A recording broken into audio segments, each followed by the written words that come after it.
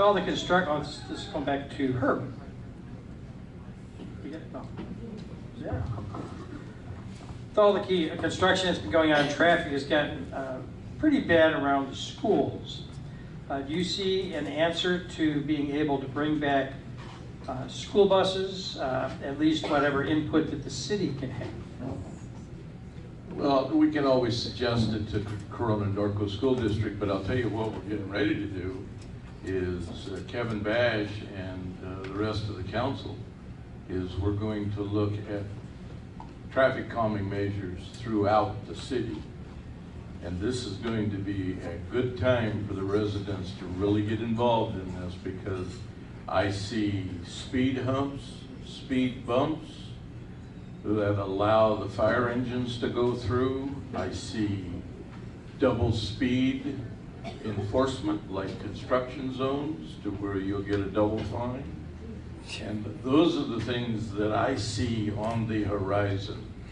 It would be great if we could talk the Norco Corona School District into implementing their bus program back again. But with their strapped with money, that I don't see that happening. So we need to calm the traffic. Ted.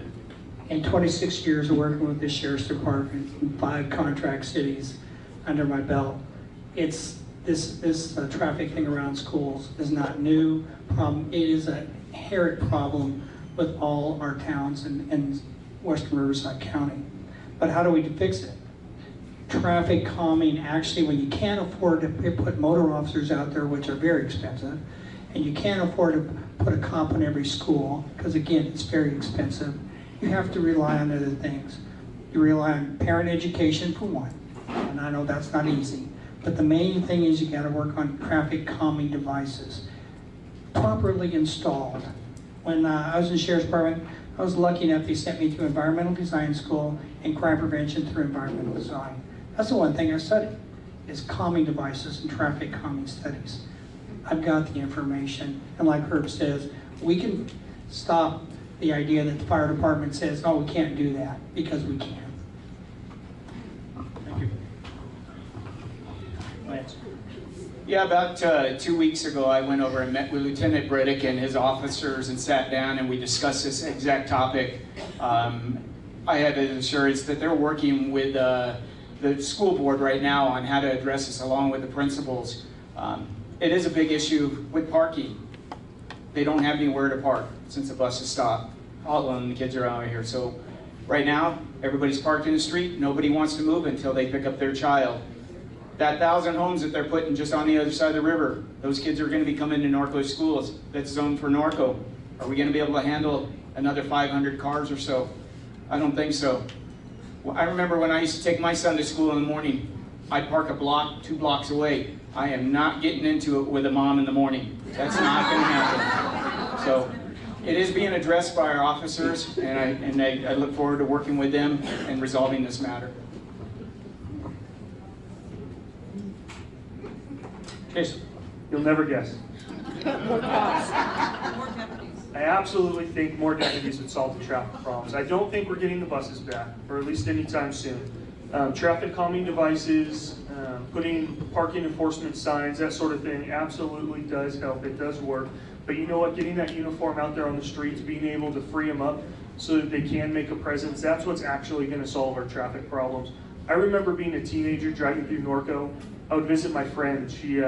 Her dad sat me down and said, hey, you make sure that you don't drive through Norco fast. You make sure you go under the speed limit, because you will get a ticket driving through Norco. And you know what? She was right. Every time I drove through here, I drove nice and slow because I saw a deputy. I saw cops here in Norco. You know what? The state that we found ourselves in financially, we did a good job being able to keep our sheriff's substation. I would just like to see us grow. Let's get more of these cops back on the streets like we used to have here in Norco. Thank you. I don't think you're ever going to see busing come back. As a person that works in education, once something's cut, the ability for that to come back is slim to none. And quite frankly, there's other financial needs that the district is going to find more important. And as a parent of a child in this district, I would rather have that money going into the classroom and benefiting children directly instead of busing. When we look at the measures, we need to be working collectively with the school district. I know the school district recently had a pedestrian and bike safety campaign. If you'll notice, there's banners in front of the schools promoting that. They've sent home text messages and email blasts and have a pamphlet and things like that. It comes down to educating the parents on proper behavior in front of schools. Somebody that has stood out in front of the school after school, a lot of times it's just people with short fuses and in a hurry and not really planning their time accordingly based on the population of the school. Thank you. Lisa? I agree. I do not believe we're going to have the busing come back soon. And there is a great calming measure right in front of Norco High School, and it's that severe dip. Maybe we could add a few more of those in front of all the other schools. But I definitely agree with Jason. We need a deputy out there. There are school resources officers, so I don't know why they couldn't be out there before and during before school and after school, at least as a presence. And if we ever get enough revenue coming back in to get motor officers, we could definitely have them out there as a deterrent as well. Thank you. Ted?